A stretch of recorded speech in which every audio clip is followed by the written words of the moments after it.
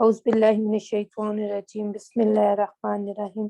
سورہ صافات مکی صورت ہے، 182 آیات، 5 رکوع۔ ترتیب کے اعتبار سے یہ 37 نمبر پر، نزولی اعتبار سے یہ 56 نمبر پر۔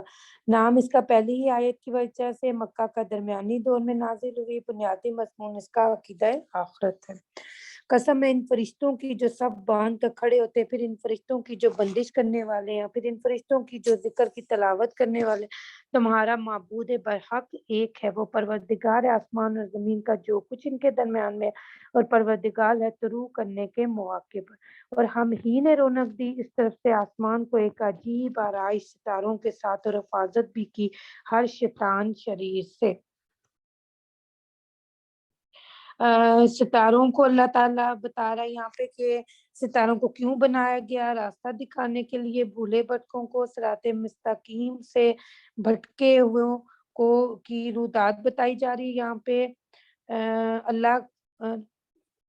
اللہ کے بندوں کو نیک ہدایت دکھانے کے لیے اللہ تعالیٰ نے ستاروں کو بنایا، پھر آسمان کی حفاظت کے لیے۔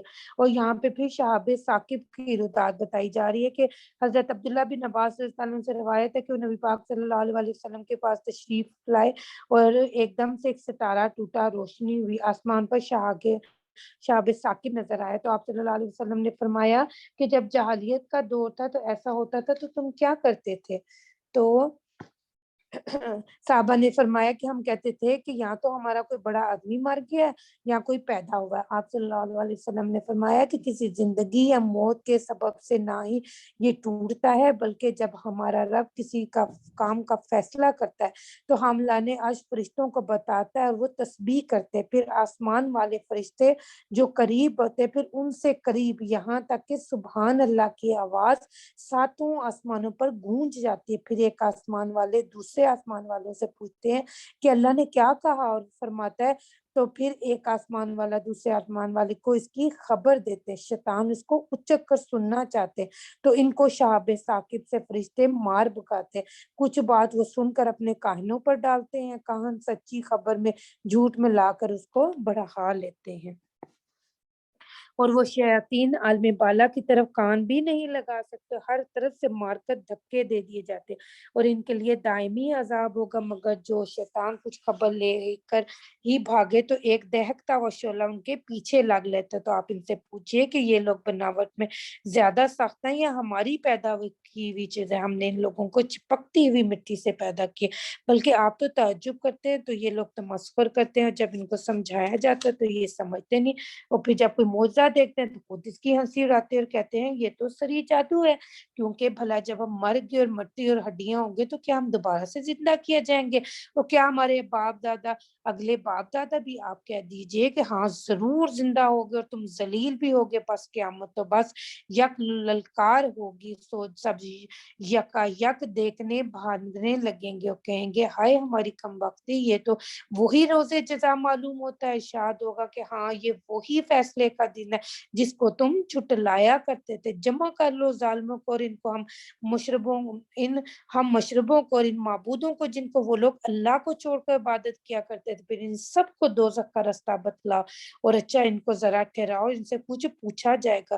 اور اب تم کو کیا ہوا کہ ایک دوسرے کو مدد نہیں کرتے، بلکہ وہ سب کے سب اس روز کھڑے ہوں گے اور وہ ایک دوسرے کی طرف متوجہ ہو کر جواب سوال یعنی اختلاف کرنے لگیں گے۔ چنانچہ تابعین کہیں گے کہ ہم پر تمہاری آمد بڑے زور کی ہوا کرتی تھی، متوبین کہیں گے کہ نہیں بلکہ تم خود ہی مان نہیں لائے تھے، اور ہمارا تم پر کوئی زور تو تھا ہی نہیں، بلکہ تم خود ہی سرکشی کیا کرتے تھے۔ سو ہم سب ہی ہمارے رب کی یہ ازلی بات محقق ہو چکی تھی، ہم سب کو مزہ چکھنا ہے، تو ہم نے تم کو بہکایا، ہم خود بھی گمراہ تھے۔ تو وہ سب کے سب اس وقت عذاب میں شریک رہیں گے، اور ہم ایسے مجرموں کے ساتھ ایسا ہی کیا کرتے۔ وہ لوگ ایسے تھے کہ جب ان سے کہا جاتا تھا کہ اللہ کے سوا کوئی معبود برحق نہیں تو تکبر کیا کرتے تھے اور کہا کرتے تھے کہ ہم اپنے معبودوں کو ایک شاعر دیوانہ کی وجہ سے چھوڑ دیں گے، بلکہ ایک سچا دین لے کر آئے اور ہمارے دوسرے پیغمبروں کی تصدیق کرتے۔ तुम सबको दर्दनाक अजाब चखना पड़ेगा, तुमको इस ही का बदला मिलेगा जो कुछ तुम किया करते थे। हाँ, मगर जो अल्लाह के खास किए बंदे, उनके वास्ते ऐसी गजाएं जिनका हाल दूसरी सूरतों में मालूम हो चुका है, यानी मेवे, और वो लोग बड़ी इज्जत से आराम के बागों में तख्तों में आमने सामने बैठे हुए होंगे, और इनके पास ऐसा जाम शराब लाया जाएगा जो बहती हुई शराब से भरा जाएगा, सफेद होगा, पीने वाली चीजों, पीने वालों को लजीज मालूम होगा। सो उसमें ना दर्द सर होगा, ना इसे अकल में कोई फतूर आएगा। और इनके पास नीची निगाह वाली बड़ी बड़ी आंखों वाली हूरें होंगी, गोया वो बैसे हैं जो छुपे हुए फिर एक दूसरे की तरफ मुतवज्जो होकर बातचीत करेंगे। इनमें से एक कहने वाला कहेगा, दुनिया मेरा एक मुलाकाती था और कहा करता था कि क्या तू बास के मुताकादीन में से है। तो दुनिया की दोस्तियां और यारानियां भी जहन्नुम में ले जाने का सबब बनेंगी। आप सल्लल्लाहु अलैहि वसल्लम ने फरमाया था कि इंसान अपने दोस्त के दीन पर होता है। तो बिल्कुल ये ऐसा ही है जैसे कि दोस्तों का खाना पीना, इंटरटेनमेंट जो कुछ भी होती है, ऐसा है कि जैसे खरबूजे को देखकर खरबूजा रंग पकड़ता है।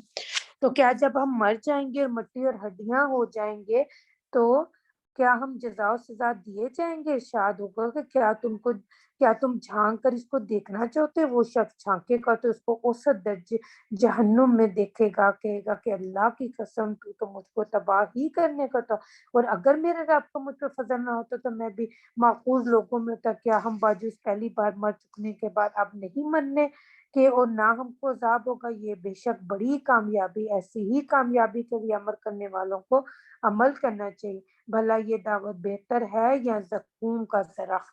और हमने इस दरख्त को जालिमों के लिए मौजब इम्तिहान बनाया। आप सल्लल्लाहु अलैहि वसल्लम ने फरमाया कि जकूम का दरख्त इतना जहरीला होगा कि अगर उसका एक कतरा भी डाल दिया जाए तो वो पूरी मैशियत के असबाब को खत्म करने के लिए काफी होगा। जन्म में कैसे खाएंगे? पेट भर के। अस्तगफिरुल्लाह। फिर जब पानी मांगेंगे तो वो खोलता हुआ पानी उनको पीने के लिए दिया जाएगा, और ऐसे वो पिएंगे जैसे नस लगा हुआ प्यासा ऊंट। अल्लाहुम्मा अजिरना मिनन्नार, अल्लाहुम्मा अजिरना मिनन्नार, अल्लाहुम्मा अजिरना मिनन्नार, रब्बना स्रिफ अन्ना अज़ाब जहन्नम। और वो एक दरख्त है जो कातर दोजख में से निकलता है, उसके फल ऐसे हैं जैसे सांप के फन, तो वो लोग उससे खाएंगे और उससे पेट भरेंगे। फिर इनको खोलता हुआ पानी पीप में मिलाकर मिला जाए। अस्तगफिरुल्लाह रब्बी मिन कुल्ली ज़ंबिन व अतूबु इलैह। फिर आखिरी ठिकाना इनका दोजख ही की तरफ होगा, क्योंकि उन्होंने अपने बड़ों को गुमराही की हालत में पाया था, और फिर भी इन्हीं के कदम ब कदम तेजी के साथ चलते, और इनसे पहले भी अगले लोगों में अक्सर गुमराह हो चुके, और हमने इन पर डराने वाले पैगंबर भेजे हैं। तो ये सारा इज़ाब उन पे क्यों हो रहा है? इसकी वजह क्या है? वजह ये वो लोग हैं जिन्होंने अपने बाप दादा को गुमराह पाया था, इन्हीं के नक्शे कदम पर, इन्हीं के कदम पर दौड़ते थे, अंधी तकलीद करते थे, अपने गुमराह फासिक फाजिर गुमराह किबती आबाओ अजदाद की अंधी तकलीद, और इस अंजाम तक इनको पहुंचा गए। जैसे आजकल लोग कहते हैं कि हमारी नानी तो हमेशा ही कुंडों का खत्म देती थी, तो हम भी जरूर देंगे। हमारे दादा जान तो हमेशा ही दाता दरबार पर देखें जाके चढ़ाते थे, तो हम भी जरूर चढ़ाएंगे। और हमारी बरादरी में तो बाहर रिश्ता करते ही नहीं, तो हम भी हरगिज नहीं करेंगे। हमारे खानदान में तो बेटियों को जहेज देकर रुखसत करते, तो हम भी लाजमी करेंगे। शादी में ये मेहंदियां, ये नाच गाने, बाजे, बारात, ढोलकियां, ये माइयों, सब हम जरूर ही करेंगे, क्योंकि हमेशा से हमारे जो आबाओ अजदाद हमारी बरादरी करती है, तो हम भी जरूर करेंगे। और ये कहा करते हैं कि, और ये क्या है? ये सब बाप दादा की अंधी तकलीद ही तो है। अतीउल्लाह व अतीउर रसूल को छोड़कर बरादरी की अंधी पैरवी है। क्या आज हर दौर में बाप दादा की पैरवी होती है? खाने में, पीने में, पहनने ओढ़ने में क्या हम अपने बाप दादा को ही फॉलो करते हैं? जब हम वहां पे अपनी मर्जी करते हैं, तो फिर जहाँ पे दीन और शरीयत के मामलात आते हैं, वहां पे क्यों आबाओ अजदाद को हमेशा याद रखा जाता है और उन्हीं के तरीकों पर चला जाता है? ये सारा शैतान मरदूद का धोखा है। सो देख लीजिए इन लोगों का कैसा बुरा अंजाम हुआ जिनको डराया गया था। हाँ, मगर जो अल्लाह के खास किए हुए बंदे थे, تو ان ساری چیزوں سے کون بچے گا؟ جو اللہ کے خالص و نیک اور صالح بندے ہیں۔ اخلاص اور انابت یہ دو چیزیں ہیں جو ہم اس صورت میں تفصیل سے پڑھیں گے، اور اس کی مثال حضرت نوح علیہ السلام، حضرت ابراہیم علیہ السلام اخلاص کی مثال ہیں، دونوں مخلص اور اولو العزم نبی تھے۔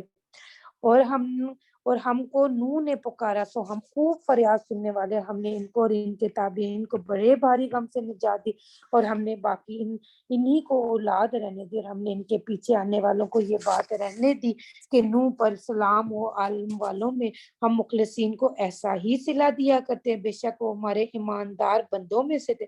پھر ہم نے دوسرے لوگوں کو، کافروں کو غرق کر دیا۔ نوح کے طریقہ والوں سے ابراہیم علیہ السلام بھی تھے، جبکہ وہ اپنے رب کی طرف صاف دل سے متوجہ ہوئے، جبکہ انہوں نے اپنے باپ سے اور اپنی قوم سے فرمایا کہ تم کس واحد چیز کی عبادت کیا کرتے ہو؟ کیا جھوٹ موٹ کے معبودوں کو اللہ کے سوا چاہتے ہو؟ تمہارا رب العالمین کے ساتھ کیا خیال ہے؟ سو ابراہیم نے ستاروں کی ایک نگاہ بھر کر دیکھا اور کہہ دیا کہ میں بیمار ہونے کو ہوں۔ غرض وہ لوگ اس کو چھوڑ کر چلے گئے تو ان کے بتوں میں جا گھسے اور کہنے لگے کہ کیا تم کھاتے نہیں ہو؟ تو تم کو کیا ہوا کہ تم تو بولتے بھی نہیں ہو؟ پھر ان پر قوت کے ساتھ جا پڑے اور مارنے لگے۔ سو وہ لوگ ان کے پاس دوڑتے ہوئے آئے اور ابراہیم علیہ السلام نے فرمایا کیا تم ان چیزوں کو پوجتے ہو جن کو تم خود تراشتے ہو؟ ہلاکو تم کو اور تمہاری ان بنائی ہوئی چیزوں کو اللہ ہی نے پیدا کیا۔ اور وہ لوگ کہنے لگے کہ ابراہیم کے لیے ایک آتش خانہ تیار کرو، ان کو اس دہکتی آگ میں ڈال دو۔ غرض ان لوگوں نے ابراہیم کے ساتھ برائی کرنا چاہی تھی، سو ہم نے انہی کو نیچا دکھایا۔ اور ابراہیم کہنے لگے میں تو اپنے رب کی طرف چلا جاتا ہوں اور مجھ کو اچھی جگہ پہنچا ہی دے گی۔ اے ہمارے رب مجھ کو ایک نیک فرزند دے، ربی حب لی من الصالحین۔ اور یہ قرآنی مسنون دعا ہے، اس کو ضرور ہی اپنی نماز میں اور اذکار میں رکھیے۔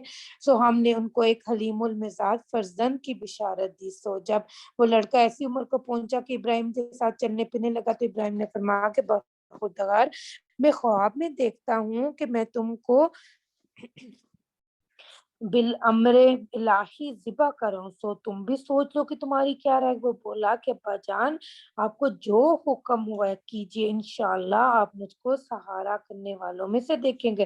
غرض جب دونوں نے اللہ کے حکم کو تسلیم کر لیا اور باپ نے بیٹے کو ذبح کرنے کے لیے کروٹ پر لٹایا اور گلا کاٹ ڈالے، اس وقت ہم نے ان کو آواز دی کہ اے ابراہیم علیہ السلام شاباش ہے، تم نے خواب کو خوب سچ کر دکھایا۔ ہم مخلصین کو ایسا ہی صلہ دیا کرتے ہیں، حقیقت میں یہ تھا ہی بڑا امتیاز، اور ہم نے ایک بڑا ذبیح اس کے عوض دیا، اور ہم نے پیچھے آنے والوں میں سے یہ بات ان کے لیے رہنے دی کہ ابراہیم علیہ السلام پر سلام، ہم مخلصین کو ایسا ہی صلہ دیا کرتے ہیں، بے شک وہ ہمارے ایماندار بندوں میں سے تھے۔ ہم نے ان کو اسحاق کی بشارت دی کہ نبی اور نیک بختوں میں سے، اور ہم نے ابراہیم علیہ السلام پر اسحاق پر برکتیں نازل کی، اور پھر ان دونوں کو نسل میں بعض اچھے بھی ہیں اور بعض ایسے بھی ہیں جو بدیاں کر کے سریع اپنے نقصان کر رہے ہیں، اور ہم نے موسیٰ اور ہارون پر بھی احسان کیا، اور ہم نے ان دونوں کو اور ان کی قوم کو بڑے غم سے نجات دی، اور ہم نے ان سب کو فرعون کے مقابلے میں مدد کی۔ سو یہی لوگ غالب آئے، ہم نے ان دونوں کو واضح خطاب دی،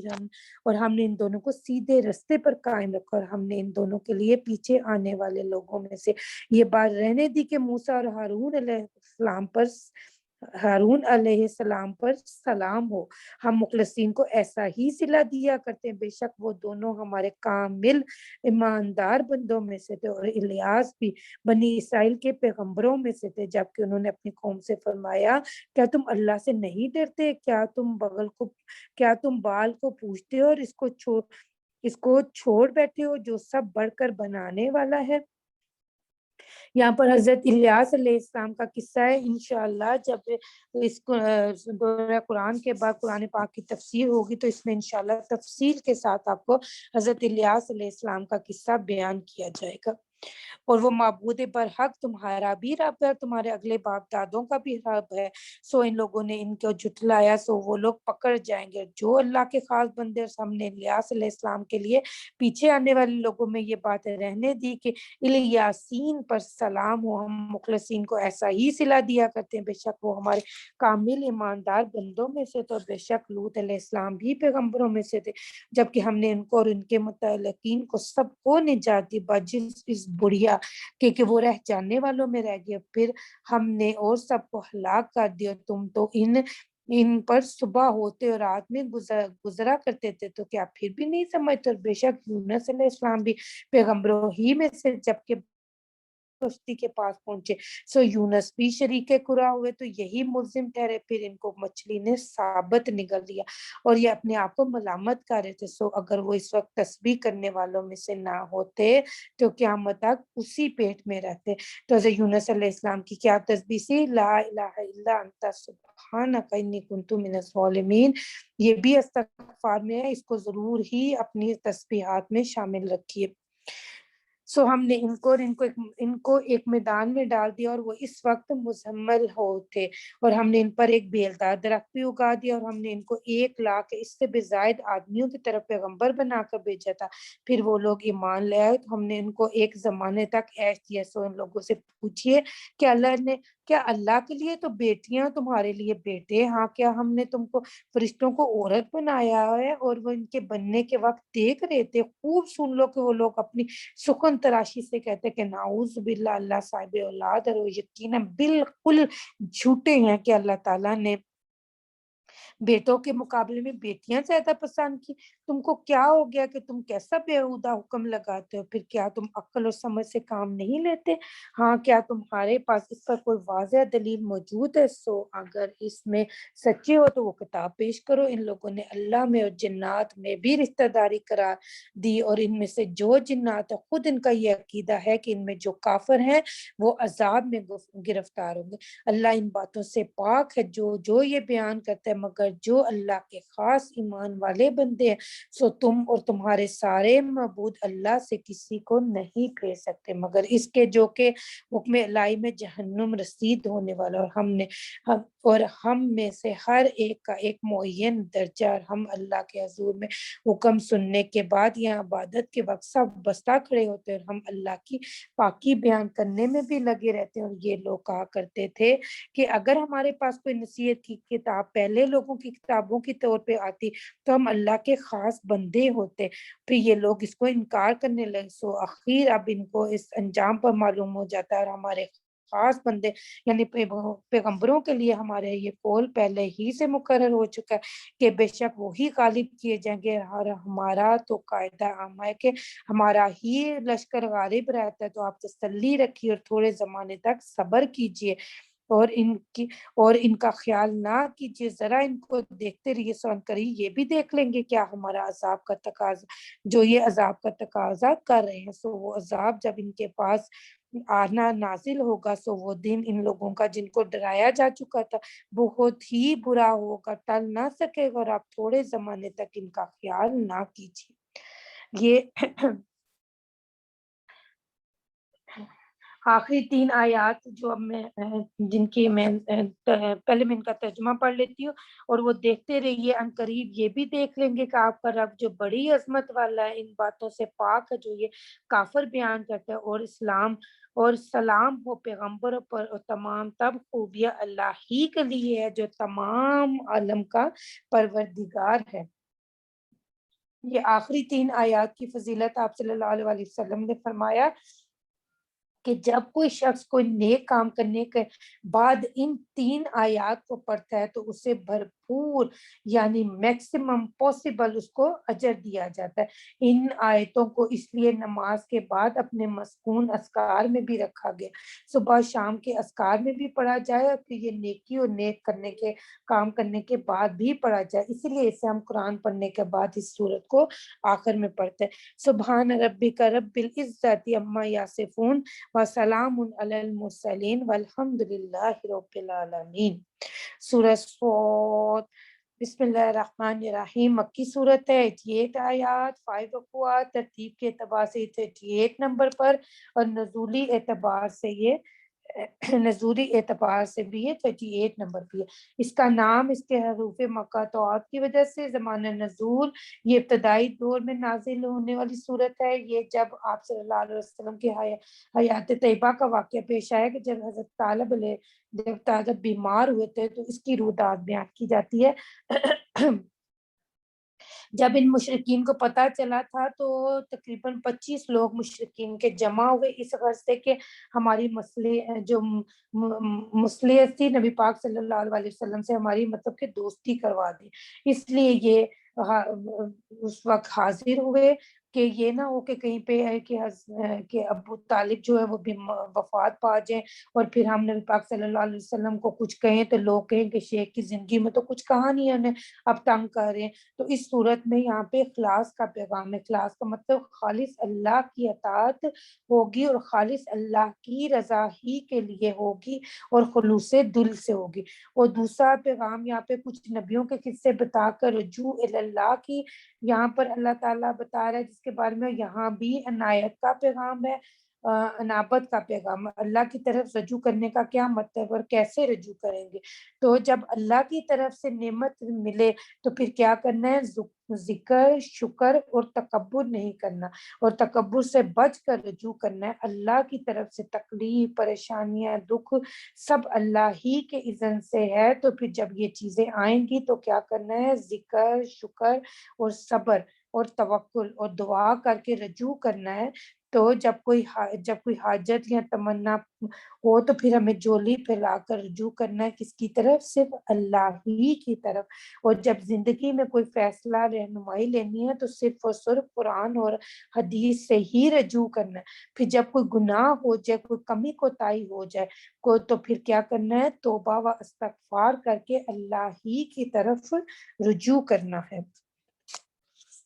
صاد، قسم ہے قرآن کی جو نصیحت سے پر ہے، بلکہ خود یہ کفار تعصب اور مخالفت میں ان سے پہلے بھی بہت سی امتوں کو ہم عذاب سے ہلاک کر چکے، سو انہوں نے بڑی ہائے پکار کی اور وقت خلاصی کا نہ تھا، اور ان کفار نے اس بات پر تعجب کیا کہ ان کے پاس ان میں سے کوئی پیغمبر ڈرانے والا آ گیا اور کہنے لگا کہ نعوذ باللہ یہ شخص خوارق ساحر ہے، کذاب ہے، اور کیا اس نے اتنے معبودوں کی جگہ ایک ہی معبود رہنے دیا؟ واقعی یہ بہت ہی عجیب بات ہے۔ اور ان کفار میں کے رئیس یہ کہتے ہیں کہ چلو اور اپنی معبودوں کی عبادت پر قائم رہو۔ یہ کوئی مطلب کی بات ہے؟ ہم نے تو یہ بات اپنے پچھلے مذہب میں بھی نہیں سنی۔ ہو نہ ہو یہ شخص کی ایک گھڑت ہے؟ کیا ہم سب میں سے اس شخص پر کلام الہی نازل کیا گیا؟ بلکہ یہ لوگ خود میری وحی کی طرف سے شک یعنی انکار میں، بلکہ اصل وجہ یہ ہے کہ انہوں نے ابھی تک میرے عذاب کا مزہ نہیں چکھا۔ کیا ان لوگوں کے پاس آپ کے پروردگار زبردست فیاض کی رحمت کے خزانے ہیں جس میں نبوت بھی داخل ہے؟ یا کیا ان کے آسمان و زمین میں جو چیزیں ان کے درمیان میں ان کے اختیار حاصل ہے؟ اگر اختیار ہے تو ان کو چاہیے کہ سیڑھیاں لگا کر آسمان پر چڑھ جائیں۔ اس مقام پر ان لوگوں کی یوں ہی ایک بھیڑ ہے گروہوں کی جو شکست دیے جا چکے، ان سے پہلے بھی قومیں نوح نے اور عاد نے اور فرعون نے جس کے کھونتے گڑ گئے تھے، اور سمود نے اور قوم لوط نے اور اصحاب ایکا نے تکذیب کی تھی، اور وہ گروہ یہی وہ لوگ ہیں، سب نے صرف رسولوں کو جھٹلایا تھا، سو میرا عذاب ان پر واقع ہو گیا، اور یہ لوگ بس ایک زور کی چیخ کے منتظر ہیں جس میں دم لینے کی گنجائش نہ ہوگی۔ اور یہ لوگ کہتے ہیں کہ اے ہمارے رب، ہمارا حصہ ہم کو روز حساب سے پہلے ہی دے دیجیے۔ آپ ان لوگوں کے اقوال پر صبر کیجیے اور ہمارے بندے داؤد کو یاد کیجیے جو بڑی قوت والے تھے، وہ بہت رجوع ہونے والے تھے۔ ہم نے پہاڑوں کو حکم کر رہا تھا کہ ان کے ساتھ شام اور صبح تسبیح کیا کرتے، اس طرح پرندوں کو بھی جو کہ جمع ہو جاتے سب ان کی تسبیح کی وجہ سے مشغول ذکر رہتے تھے، اور ہم نے ان کی سلطنت کو نہایت قوت دی تھی، اور ہم نے ان کو حکمت اور فیصلہ کرنے والی تقریر عطا فرمائی تھی۔ بھلا آپ کو ان اہل مقدمہ کی خبر بھی پہنچی جبکہ وہ لوگ داؤد کے عبادت خانے کی دیوار پھاند کر داؤد کے پاس آئے تو وہ گھبرا گئے اور کہنے لگے آپ ڈرے نہیں، ہم دو اہل معلومہ ہے کہ ایک نے دوسرے پر کچھ زیادتی کی، تو آپ ہمیں انصاف سے فیصلہ کر دیجیے، بے انصافی نہ کیجیے اور ہم کو سیدھی راہ بتا دیجیے۔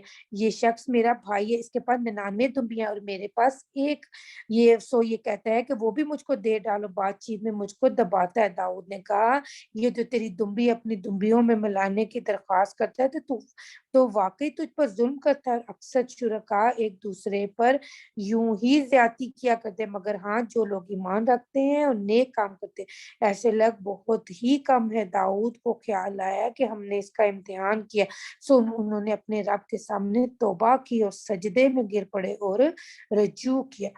تو یہاں پہ سجدہ تلاوت ہے، یہاں پہ سجدہ ادا کر لیجیے گا۔ ہم نے ان کو وہ امر معاف کر دیا اور آپ ہمارے یہاں ان کے لیے خاص قرب اور اعلیٰ درجے کے نیک انجامی ہے۔ داؤد علیہ السلام ہم نے تم کو زمین پر حاکم بنایا، سو لوگوں میں انصاف کے ساتھ فیصلہ کرتے رہو، آئندہ بھی نفسانی خواہش کے پیرو مت کرنا کہ اگر ایسا کرو گے تو اللہ کے راستے سے تم کو بھٹکا دے گا۔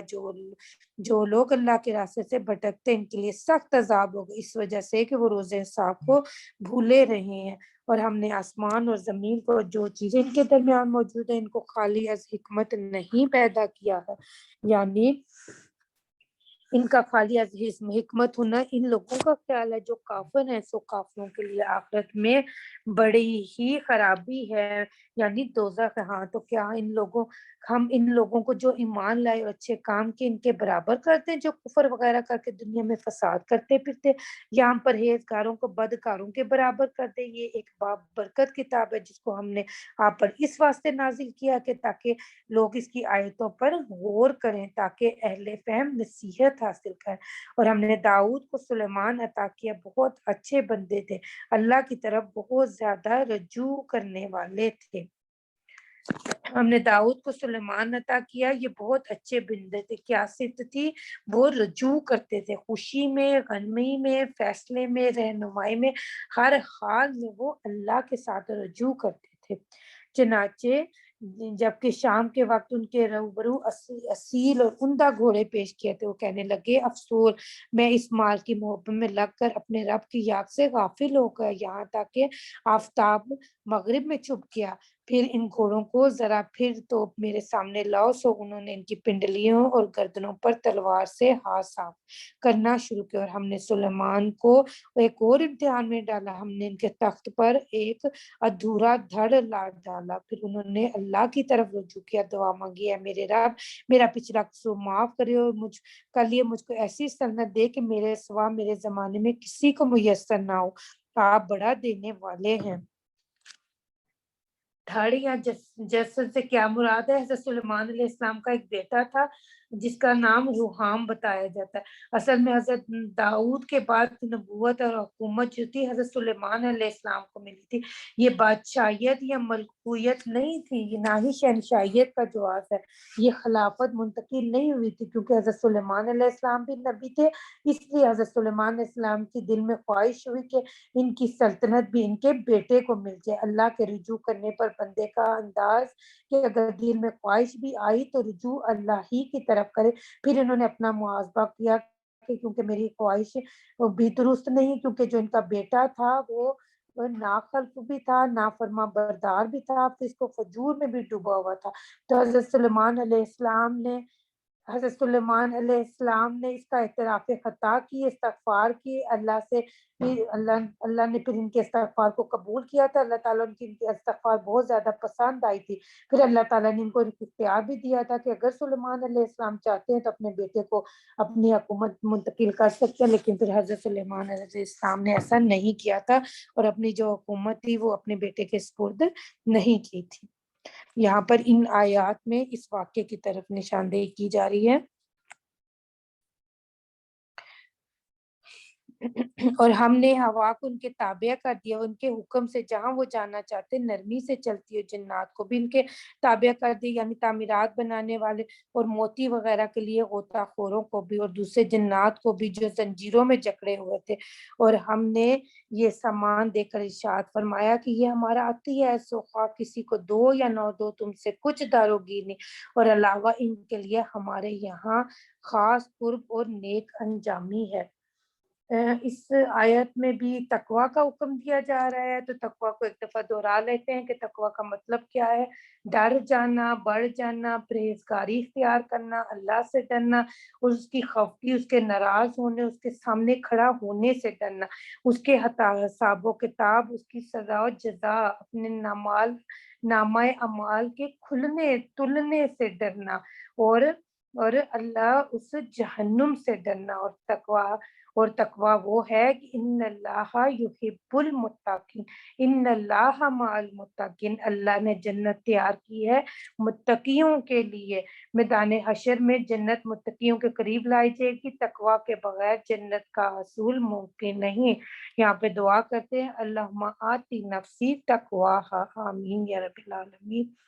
اور آپ ہمارے بندے ایوب علیہ السلام کو یاد کیجیے، جب کہ انہوں نے اپنے رب کو پکارا، شیطان نے مجھ کو رنج اور اذر پہنچایا، اپنے ہاتھ پاؤں مارے، یہ نہانے کا ٹھنڈا پانی ہے اور پینے کا، اور ہم نے ان کو کنبہ عطا فرمایا، اور ان کے ساتھ گنتی میں ان کے برابر اور بھی اپنی رحمت خاصہ کے سبب، اہل عقل کے لیے یادگار رہنے کے سبب سے، اور تم اپنے ہاتھ میں ایک مٹھا سینکوں کا لو اور اس سے مار لو اور قسم نہ توڑو، بے شک ہم نے ان کو صابر پایا، اچھے بندے تھے کہ بہت رجوع ہوتے تھے۔ اور ہمارے بندوں ابراہیم علیہ السلام، اسحاق علیہ السلام، یعقوب علیہ السلام کو یاد کیجیے، جو ہاتھ والوں اور آنکھوں والے تھے، اور ہم نے ان کو ایک خاص بات کے ساتھ مخصوص کیا تھا کہ وہ یاد آخرت کی ہے، اور وہ حضرات ہمارے یہاں منتخب اور سب سے اچھے لوگوں میں سے، اور اسماعیل علیہ السلام، الیسی اور ذوالکفل کو بھی یاد کیجیے، یہ سب بھی سب سے اچھے لوگوں میں سے۔ ایک نصیحت کا مضمون تو یہ ہو چکا، اور پرہیزگاروں کے لیے آخرت میں اچھا ٹھکانہ، یعنی ہمیشہ رہنے کے باغات ہیں، جن کے دروازے ان کے واسطے کھلے ہوں گے، اور وہ باغوں میں تکیا لگائے بیٹھے ہوں گے، اور وہاں جنت کے خادموں بہت سے میوے اور پینے کی چیزیں منگوائیں گے، اور ان کے پاس نیچی نگاہوں والی ہم عمر ہوں گی۔ اے مسلمانوں، یہ وہ نعمت ہے جس کا تم سے روز حساب آنے پر وعدہ کیا جاتا ہے، بے شک یہ ہماری عطا، اس کو کہیں ختم ہی نہیں۔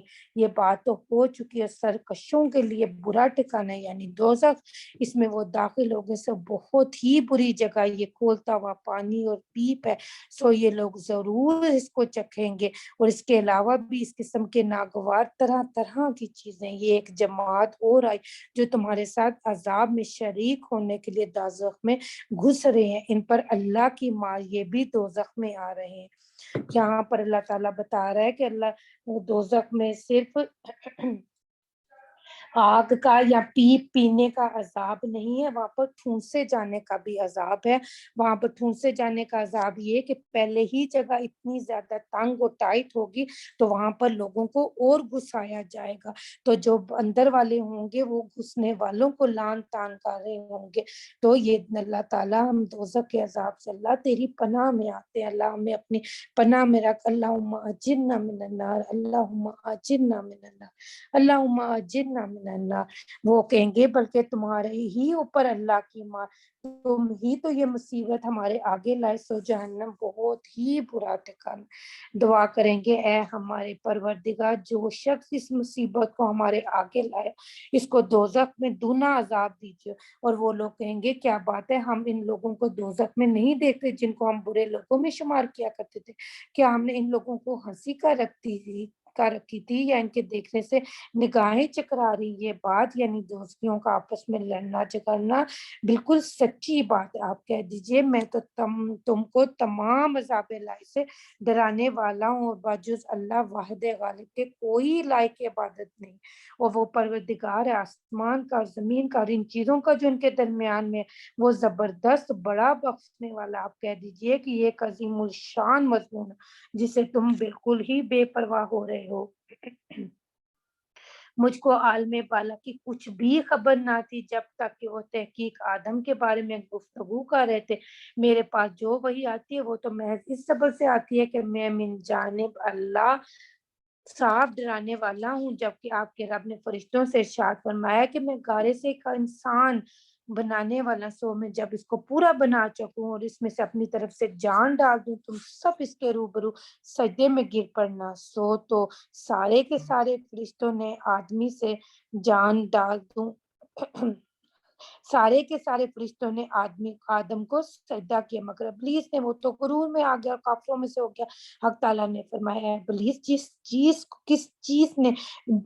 جس چیز کو میں نے اپنے ہاتھوں سے بنایا اس کو سجدہ کرنے سے تجھ کو کس چیز نے مانے ہوئی؟ کیا تو غرور میں آ گیا یا یہ کہ تو بڑے درجوں والوں میں سے؟ کہنے لگا کہ میں آدم سے بہتر ہوں، آپ نے مجھ کو آگ سے پیدا کیا اور اس آدم کو خاک سے پیدا کیا۔ ارشاد ہوا تو اچھا پھر نکل آسمان سے باہر، کیونکہ بے شک تو اس حرکت سے مردود ہو گیا اور بے شک تجھ پر میری لعنت رہے گی قیامت کے دن تک۔ کہنے لگا پھر مجھ کو مہلت دیجیے قیامت کے دن تک۔ ارشاد ہوا کہ جب تم مہلت مانگتا ہے تو جا، تجھ کو وقت معین کی تاریخ تک مہلت دی گئی۔ کہنے لگا جب مجھ کو مہلت مل گئی تو مجھ کو بھی تیری عزت کی قسم میں ان سب کو گمراہ کروں گا بجز آپ کے ان بندوں کو جو ان میں منتخب کیے گئے۔ ارشاد ہوا کہ میں سچ کہتا ہوں کہ میں تو ہمیشہ سچ ہی کہا کرتا ہوں کہ میں تجھ سے جو ان میں تیرا ساتھ ان سب کو دوزخ سے بھر دوں گا۔ آپ کہہ دیجئے کہ میں تو اس قرآن کی تبلیغ پر نہ کچھ معاوضہ چاہتا ہوں نہ بناوٹ کرنے والا مسو۔ یہ قرآن تو اللہ کا قرآن ہے، دنیا جہاں کے لیے بس ایک نصیحت ہے، اور تھوڑے پیچھے تم کو اس کا حال معلوم ہو جائے گا، یعنی مننے کے ساتھ ہی حقیقت کھل جائے گی کہ یہ ایک حق تھا۔ سورۃ زمر یہ مکی صورت ہے، 8 رکوعات، 75 آیات، ترتیب کے اعتبار سے یہ 39 نمبر پر، نزولی اعتبار سے یہ 59 نمبر پر۔ تو نام اس کا آیت نمبر 71 اور 73 میں گروہوں کا تذکرہ ہے، جنت و جہنم میں اس کا تذکرہ ہے۔ زمانہ نزول ہجرت حبشہ سے یہ پہلے نازل ہوئی۔ تو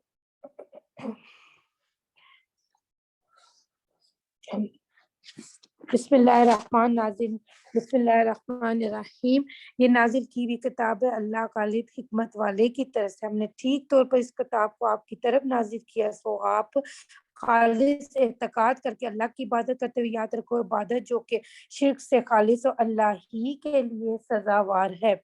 اور جن لوگوں نے اللہ کے سوا اور شرکا کو تجویز کر رکھا، کہتے ہیں کہ ہم تو ان کی پرستش اس لیے کرتے ہیں کہ ہم کو اللہ کا مقرب بنا دیں، اور ان کے باہمی اختلافات کو اللہ تعالیٰ فیصلہ کر دے گا۔ اللہ تعالیٰ اس شخص کو راہ پر نہیں لاتا جو جھوٹا و کافر ہو۔ اگر بالفرض اللہ تعالیٰ کسی کو اولاد بنانے کا ارادہ کرتا تو ضرور اپنی مخلوق میں سے جس کو چاہتا منتخب فرماتا۔ وہ پاک ہے، وہ ایسا اللہ ہے جو واحد ہے، زبردست ہے۔ اس نے آسمان اور زمین کو حکمت سے پیدا کیا، اور وہ رات کو دن پر لپیٹتا ہے اور دن کو رات پر لپیٹتا ہے۔ اس نے سورج اور چاند کو کام پر لگا رکھا ہے اور ہر ایک وقت مقرر تک چلتا رہے گا۔ یاد رکھو وہ زبردست ہے، بڑا بخشنے والا ہے۔ اس نے تم لوگوں کو تن واحد یعنی حضرت آدم سے پیدا کیا، پھر اسی سے اس کا جوڑا بنایا، اور تمہارے نفع کے لیے 8 نر و مادہ 4 پایوں کے پیدا کیے۔ وہ تم کو ماؤں کے پیٹ میں ایک کیفیت کے بعد دوسری کیفیت پر بناتا ہے۔ 3 تاریکیوں میں یہ ہے تمہارا رب، اسی کی سلطنت، اس کے سوا کوئی عبادت کے لائق نہیں۔ سو تم کہاں پھرے چلے جاؤ؟ اگر تم کفر کرو گے تو اللہ تعالیٰ حاجت مند نہیں، وہ اپنے بندوں کے لیے کفر کو پسند نہیں کرتا۔ اگر تم شکر کرو گے تو اس کو تمہارے لیے پسند کرتا ہے، اور کوئی کسی کے گناہ کا بوجھ نہیں اٹھاتا۔ پھر اپنے پروردگار کے پاس تم کو لوٹ کر جانا ہوگا، سو وہ تم کو تمہارے سب اعمال جتلا دے گا، وہ دلوں تک کی باتوں کو جاننے والا۔ اور مشرک آدمی کو جب کوئی تکلیف پہنچتی ہے تو اپنے رب کو اسی کی طرف رجوع ہو کر پکارنے لگتا ہے، پھر جب اللہ تعالیٰ اس کو اپنے سے نعمت عطا فرماتا تو جس کے لیے پہلے سے اللہ کو پکارا تھا اس کو بھول جاتا ہے اور اللہ کو شریک بنانے لگتا ہے، جس کا اثر یہ ہوتا ہے کہ اللہ کی راہ سے دوسروں کو گمراہ کرتا ہے۔ آپ ایسے شخص سے کہہ دیجئے کہ اپنے کفر کی بہار تھوڑے دن اور لوٹ لے، پھر آخرکار تو دوزخیوں میں سے ہونے والا ہے۔ بھلا وہ شخص اوقات شب میں سجدہ و قیام یعنی نماز کی حالت میں عبادت کر رہا ہو، آخر سے ڈرو اور اپنے پروردگار کی رحمت کی امید کرو۔ آپ کہیے کیا علم والے اور جہل والے برابر ہیں؟ وہی لوگ نصیحت پکڑتے ہیں جو اہل عقل سلیم ہے۔ آپ مومنین سے کہیے کہ اے میرے ایمان والے بندو، تم اپنے پروردگار سے ڈرتے رہو۔ جو لوگ اس دنیا میں نیکی کرتے ہیں ان کے لیے نیک سرا اللہ کی زمین فراخ ہے، مستقل مزاج والوں کو ان کا صلہ بے شمار ہی ملے گا۔ آپ کہہ دیجئے کہ مجھ کو من جانب اللہ حکم ہوا ہے کہ میں اللہ کی اس طرح عبادت کروں کہ عبادت کو اسی کے لیے خالص رکھوں، اور مجھ کو یہ بھی حکم ہے کہ سب مسلمانوں میں اول میں ہوں۔ آپ یہ بھی کہہ دیجئے کہ اگر میں اپنے رب کا کہنا نہ مانوں تو میں ایک بڑے دن کے عذاب کا اندیشہ رکھتا ہوں۔ آپ کہہ دیجئے میں تو اللہ کی عبادت اس طرح کرتا ہوں کہ اپنی عبادت کو اسی کے لیے خالص رکھتا ہوں، سو اللہ کو چھوڑ کر تمہارا دل جس چیز کو چاہے اس کی عبادت کرو۔ آپ یہ بھی کہہ دیجئے کہ پورے ضیاء کار وہی لوگ ہیں جو اپنی جانوں سے اور اپنے متعلقین سے قیامت کے روز خسارے میں پڑے۔ یاد رکھو کہ صریح خسارہ یہ ہے کہ ان کے لیے ان کے اوپر سے آگ کے محیط شعلے ہوں گے اور ان کے نیچے سے بھی آگ کے محیط شعلے ہوں گے۔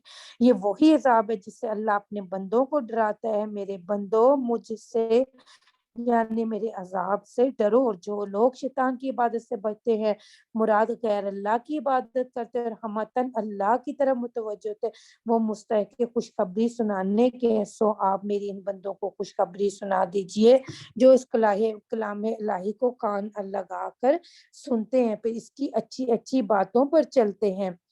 یہی ہیں جن کو اللہ نے ہدایت کی، یہی ہیں جو اہل عقل ہیں۔ بھلا جس شخص پر عذاب کی بات محقق ہو چکی، کیا آپ ایسے لوگوں کو جو کہ دوزخ میں ہی چھڑا سکتے ہیں؟ لیکن جو لوگ اپنے رب سے ڈرتے رہے ان کے لیے جنت کے بالا خانے ہیں، جن کے اوپر اور بالا خانے جو بنے بنائے تیار ہیں، ان کے نیچے نہریں چل رہی ہیں۔ یہ اللہ نے وعدہ کیا اور اللہ وعدے میں خلاف نہیں کرتا۔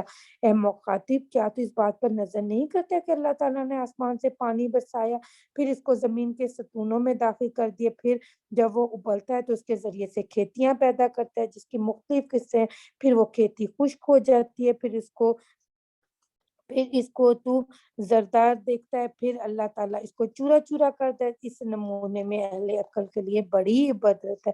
سو جس شخص کا سینہ اللہ تعالیٰ نے اسلام کے لیے کھول دیا وہ اپنے پروردگار کے عطا کیے ہوئے نور پر ہے۔ ربی شرح اللہ صدرہ للاسلام فہو نورا من ربہ ربی اشرح لی صدری ویسر لی امری واحلل عقدۃ من لسانی یفقہوا قولی۔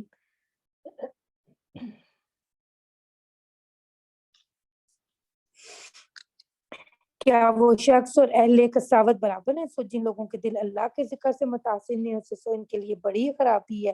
یہ لوگ کھلی گمراہی میں، اللہ تعالیٰ نے بڑا عمدہ کلام نازل فرمائی ہے۔ ایسے لوگ ہیں کہ باہم ملتی جلتی ہے، بار بار دہرائی گئی ہے، جس سے ان لوگوں کو جو کہ اپنے رب سے ڈرتے ہیں بدن کانپ اٹھتے ہیں، پھر ان کے بدن اور دل نرم ہو کر اللہ کے ذکر کی طرف متوجہ ہو جاتے ہیں۔ یہ قرآن اللہ کی ہدایت ہے، جس کو وہ چاہتا ہے اس کے ذریعے سے ہدایت کرتا ہے، اور اللہ جس کو چاہتا ہے گمراہ کرتا ہے، اس کا کوئی ہادی نہیں۔ بھلا جو شخص اپنے منہ کو قیامت کے روز سخت عذاب کے سپر بنائے گا، اور ایسے ظالموں کو حکم ہوگا کہ جو کچھ تم کیا کرتے تھے اب اس کا مزہ چکھو، تو کیا یہ جو ایسا نہ ہو برابر ہو سکتے ہیں؟ جو لوگ ان سے پہلے ہو چکے انہوں نے بھی حق جٹلایا تھا، سو ان پر اللہ کا عذاب ایسے طور پر آیا کہ ان کو خیال بھی نہ تھا، سو اللہ تعالیٰ نے ان کو اس دنیاوی زندگی میں بھی رسوائی کا عذاب چکھایا، اور آخرت کا عذاب اور بھی بڑا اور سخت ہے۔ کاش یہ لوگ سمجھ جاتے،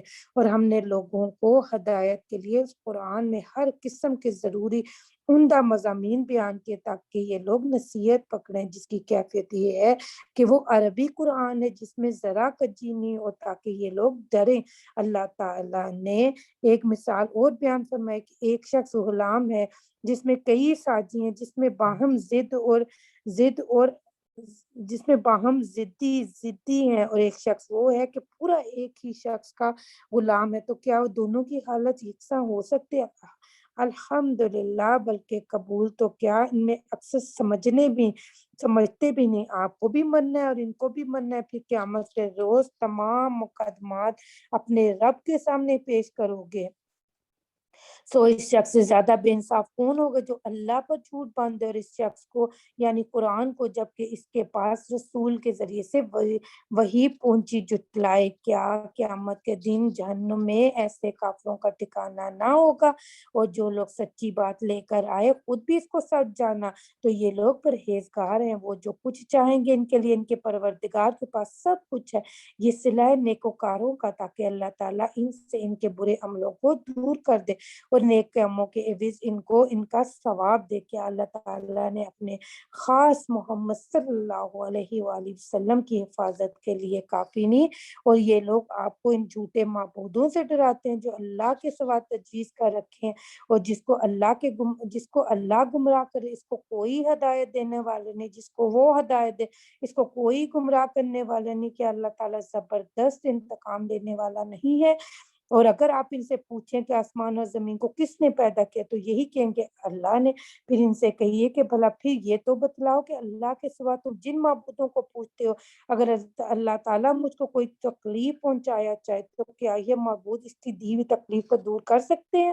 یا اللہ تعالیٰ مجھ پر اپنی انانیت کرنا چاہے کیا یہ معبود اس کی انانیت کو روک سکتے ہیں؟ آپ کہہ دیجئے کہ میرے لیے میرا اللہ ہی کافی ہے، حسبی اللہ، توکل کرنے والے اسی پر توکل کرتے ہیں۔ آپ کہہ دیجئے کہ تم اپنی حالت پر عمل کیے جو میں بھی عمل کیے کر رہا ہوں، سب جلدی تم کو معلوم ہو جاتا کہ وہ کون شخص ہے جس پر ایسا عذاب آیا جاتا ہے جو اس کو رسوا کر دے گا، اور بعد مرگ اس پر دائمی عذاب نازل ہوگا۔ ہم نے آپ پر یہ کتاب لوگوں کے نفع کے لیے اتاری جو حق کو لیے ہوئے، سو جو شخص راہ راست پر آئے گا تو اپنے نفع کے واسطے، جو شخص بے راہ ہو رہے گا تو اس کا بے راہ ہونا یعنی اس کا وبال اسی پر پڑے گا، اور آپ ان پر کچھ بطور ذمہ داری کے مسلط نہیں کیے کہ اللہ ہی قبض کرتا ہے ان جانوں کو ان کی موت کے وقت، ان جانوں کو بھی جن کی موت نہیں آئے ان کے سونے کے وقت، پھر ان جانوں کو تو روک لیتا ہے جن پر موت کا حکم فرما چکا ہے،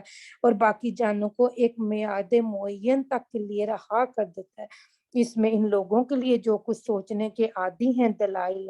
ہاں، کیا ان شرک لوگوں نے اللہ کے سوا دوسروں کو معبود قرار دے رکھا ہے جو ان کی سفارش کریں گے؟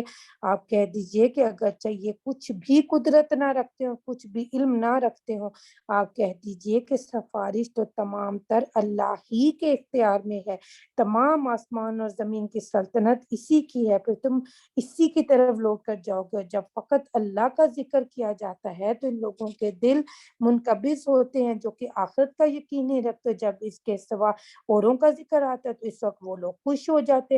آپ کہیے کہ اے اللہ، آسمان و زمین کے پیدا کرنے والے، باطن و ظاہر کے جاننے والے، آپ ہی قیامت کے روز اپنے بندوں کے درمیان ان امور میں فیصلہ فرما دیں گے جن میں وہ باہم اختلاف کرتے ہیں۔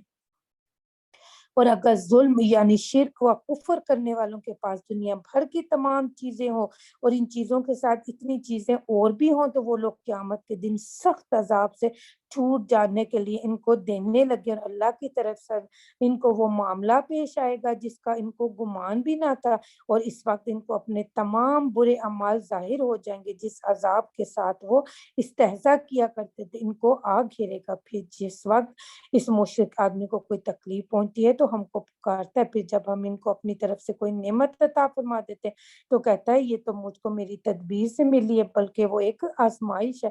لیکن اکثر لوگ سمجھتے کرتے نہیں۔ یہ بات بعض ان لوگوں نے بھی کہی تھی جو ان سے پہلے ہو گزرے، جیسے قارون نے کہا تھا، سو ان کی کاروائی ان کے کچھ کام نہ آئے، پھر ان کے تمام بدعمالیاں ان پر آ پڑیں اور سزا یاب ہوئے، اور ان میں بھی جو ظالم ہے ان پر بھی ان کی بدعمالیاں ابھی پڑنے والی ہیں، اور یہ اللہ تعالیٰ کو ہرا نہیں سکتے۔ کیا ان لوگوں کو یہ معلوم نہیں کہ اللہ ہی جس کو چاہتا ہے زیادہ رزق دیتا ہے، اور وہی ہے جو تنگی بھی دیتا ہے۔